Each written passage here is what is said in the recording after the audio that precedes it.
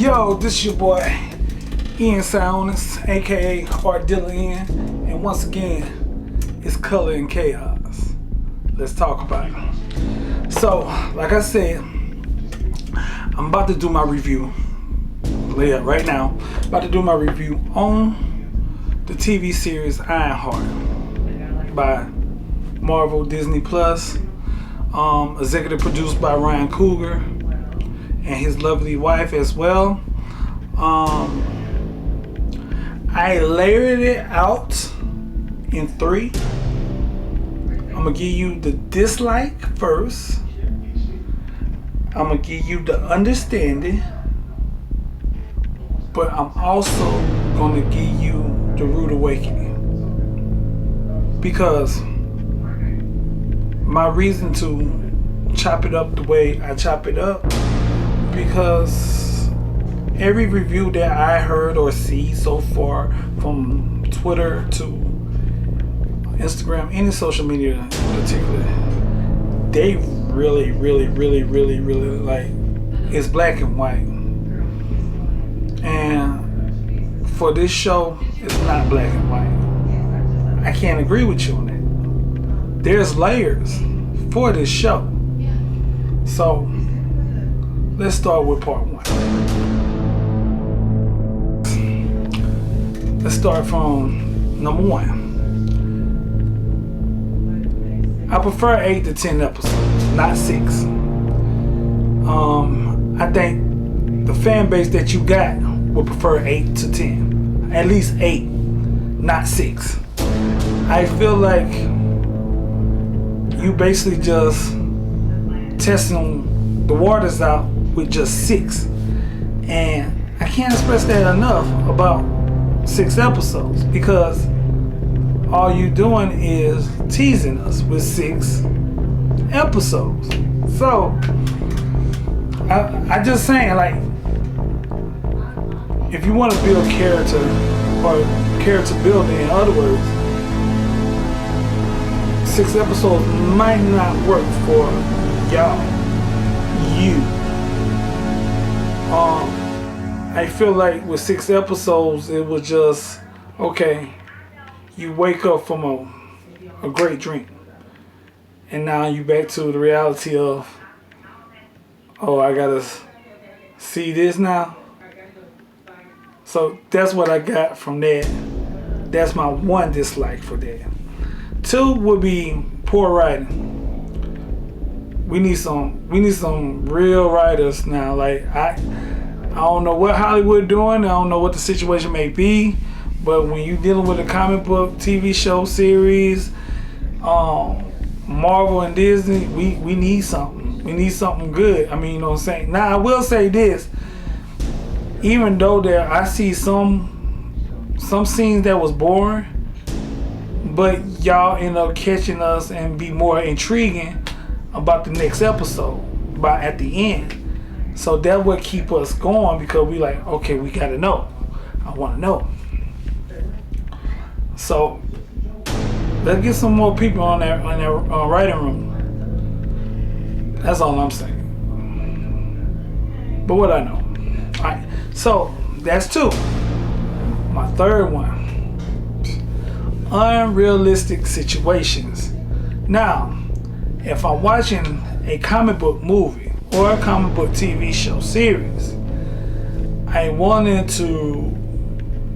really want to run away from my real life problems and be trapped in this world of being a hero, saving the world, going to pull heists. But when some points when a show be realistic and end up staying in some unrealistic stuff and situations like that, with like a good example with Parker with the contracts and everything else and agreements that, you know, when you're dealing with lawyers and stuff, nah, it don't work like that. But I might be nitpicking. But as you can see a lot of stuff, I'm not the only one that saw it as well. The understanding. A lot of people from different cultures will not understand about this show in so many ways, because they will never understand that a girl that's 15 years old from Chicago that realistically moving like a 21-year-old woman from Chicago, nobody ain't gonna understand that. Well, culturally, if you're a city girl or a city guy, you will understand. You'll understand that you have to move differently than when you was raised in the South or you raised up north. And what I'm saying to you is this: it's like get with the idea that Riri is just not a 15-year-old girl that don't know nothing, don't acknowledge nothing. Riri is a 15-year-old girl that knows her ways in Chicago, knows her ways about that lifestyle, knows that ways to know how to protect herself all kinds of ways if you live in somewhere in them areas of Chicago, Illinois. Them are one of the things that I get and I understand because I'm from around that area. But truth of the matter of this is this: why I'm stating this about the understanding is because what I read from social media that this black girl and how the way she's acts is almost the same way as most of the girls from her around her way acts in that kind of atmosphere. They know how to protect themselves. They know when not to be small, when they know they can be queens. They know that they could be aggressive at points because they need to be out loud, need to be outspoken on a lot of occasions, especially when it comes down to something in the behavior. With Riri, she bring that and she expressed that on this show a lot, of how to basically be almost independent. Because at some points, I be forgetting that she is 15, but I always keep myself in check and say, that's how 15-year-old girls is in Chicago. When they runs like that to make something out of themselves, to protect themselves in so many ways.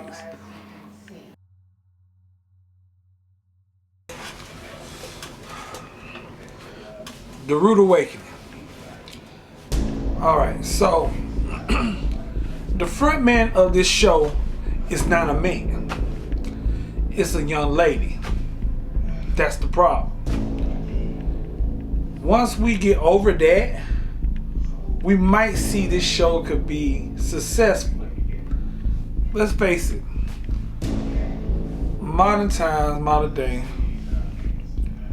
people, it could be a man or a female, when they look at shows and movies, I would say maybe by 75% the fan rate will go down if a woman leading this show. In this case, it's a 27-year-old lady, leading the show, which she portraying a 50-year-old. My point, what I'm saying is to you, 2 Marvel movies that stand out the most about the leading of a movie or leading of a show. One is The Marvels, where you have 3 leading ladies. One particular is Brie Olsen playing Miss Marvel. Well, not Miss Marvel, Captain Marvel.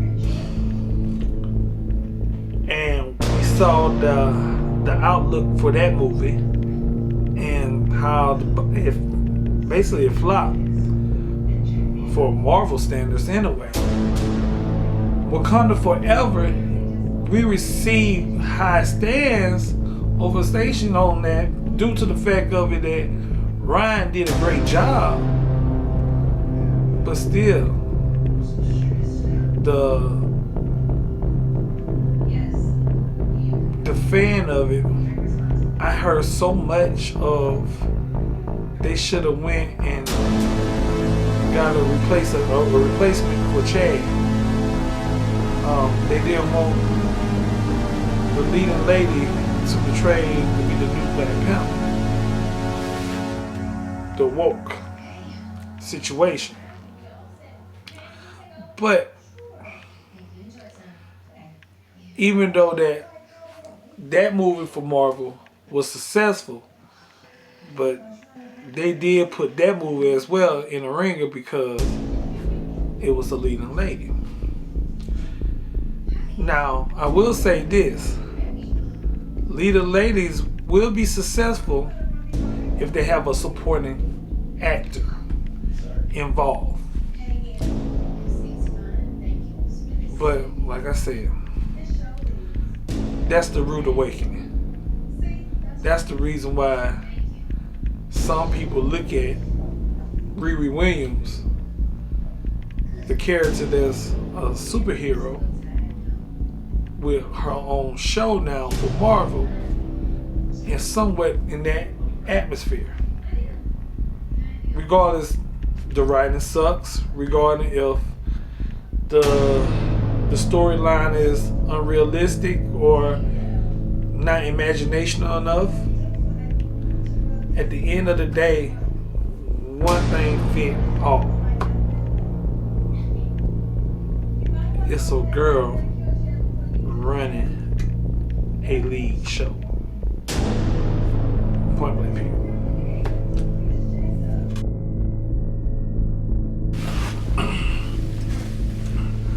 The overall, my opinion is my opinion. But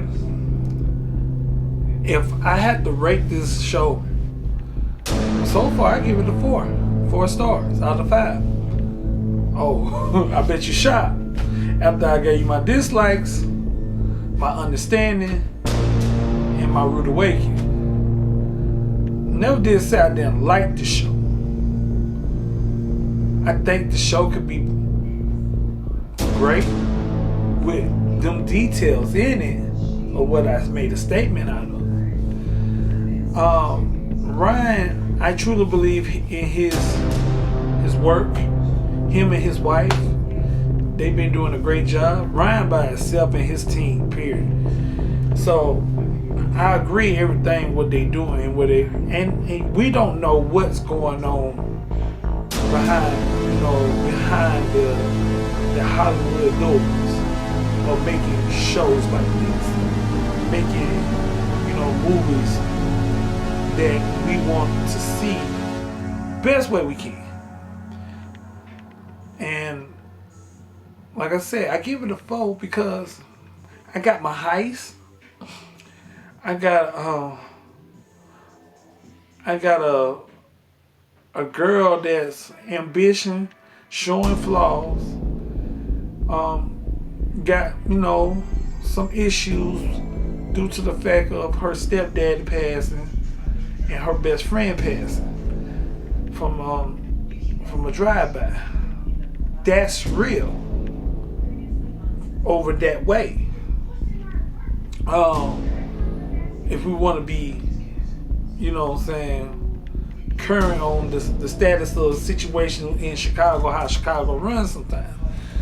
But the moral of the story is this. I give it a 4 out of 5 stars because 1, I truly believe what Ryan doing, and 2, I love it so far.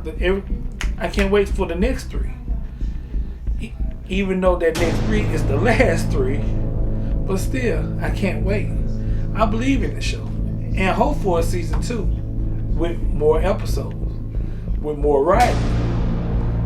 Because the show ain't bad, and it ain't super great, but it's a show that it can build to make you love each and every season if they do it right.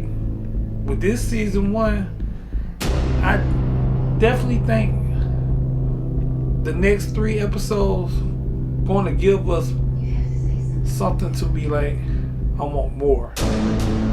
Quote, more.